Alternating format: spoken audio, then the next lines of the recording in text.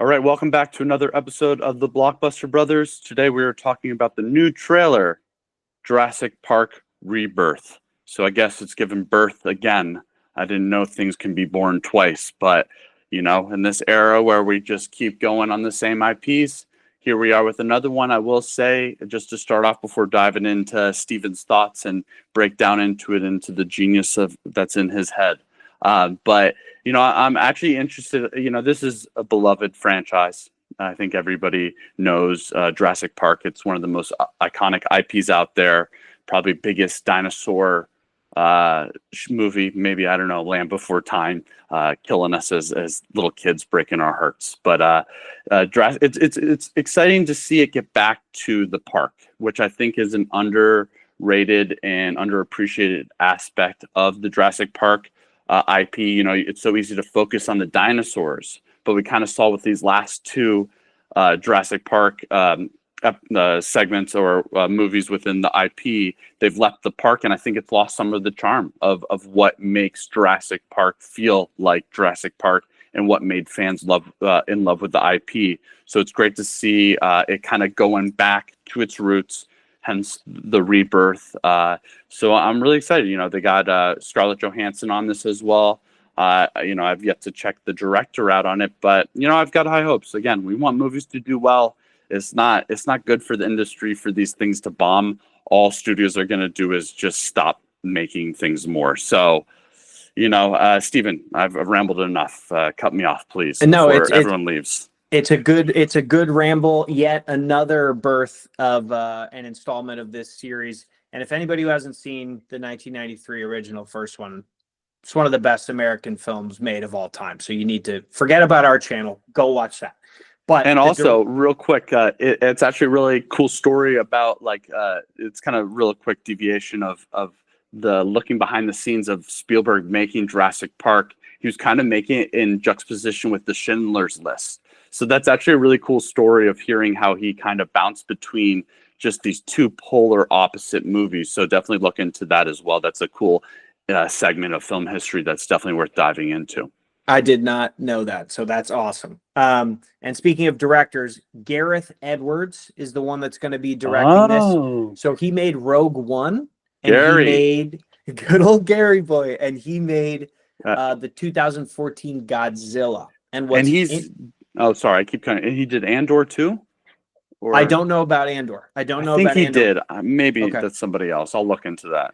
But the interesting thing about the trailer when I watched it was like, oh, there's a little bit element of Godzilla in here because now we've got these dinosaurs in the water. And that's kind of interesting because it seems like a major selling point of this installment is like, okay, we're not just on land now. Like the boat's in trouble and the water is compromised. So the whole world is, a little bit more dangerous. One of my favorite actors of all time, Mahershala Ali. I'm probably butchering that, but he's in this. So I'm very excited about that. And Brian, on the last Jurassic Park installment, the one that was called Dominion, it cost $185 million to make, and it made $1 billion. Okay, so pretty good. Probably, add $100 million in there for advertising, whatever. Still very good, despite maybe not being that well received. This movie, due to its extensive filming locations, so they're going to Thailand, Malta, New York City, other places. They say it's officially 265, but there are rumors that it's upwards of 300. Now, here's my prediction on this. Even though the trailer number 2, the one I watched, I thought could have been cut a little better. I was like, Scarlett Johansson, Mahershala Ali, now a Godzilla element to this water Jaws kind of thing. I think this movie's actually going to destroy. I think it's going to do really well. I hope so too. I think it has the right pieces in play to do really well. I know that it has touched on certain water elements in the previous Jurassic Parks where, a dinosaur comes out of the water and they're SeaWorld-esque exhibit.